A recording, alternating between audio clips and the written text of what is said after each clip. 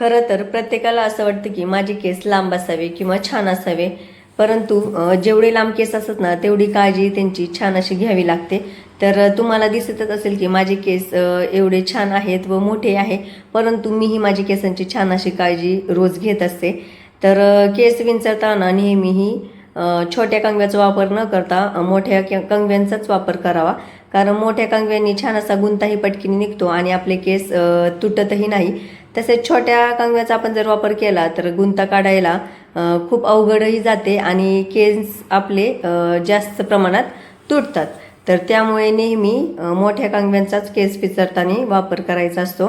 तर मी छान असे आवरले व नंतर मला शाळेत यायचं होतं, कारण आज माझ्या आर्यनचा शाळेतून दाखला आणायचा होता, कारण त्याचं ॲडमिशन दुसऱ्या स्कूलमध्ये करायचं आहे. तर त्यासाठी मी शाळेत गेले होते. मग शाळेमध्ये त्याचं ॲडमिशन करून आले आणि त्यानंतर मग घरी आले तर इकडे मामींनी फोन केला होता की त्या आल्या होत्या, म्हणून त्यांनाही भेटले. त्यानंतर त्यांनाही सोडवलं खाली आणि त्यानंतर आज वातावरण एवढं छान सुंदर झालं होतं, त्यामुळे आम्ही वरती आलो होतो. तर छान असं ढग पाहून तुम्हाला वाटतच असेल की आज काय पाऊस येतो का म्हणून.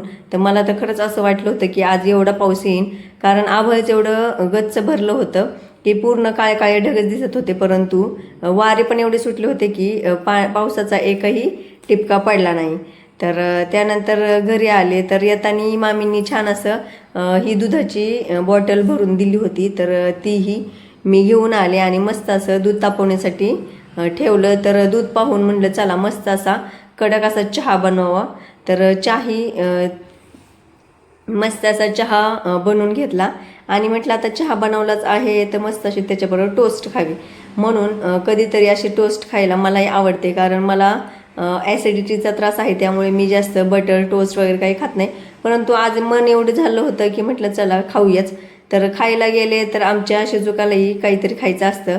मग तिच्यासाठी काय तर मस्त असं हे क्रॅकजॅक बिस्किट होते, तर तिला ते दिले आणि तिलाही क्रॅकजॅक बिस्किट खूप आवडते. तर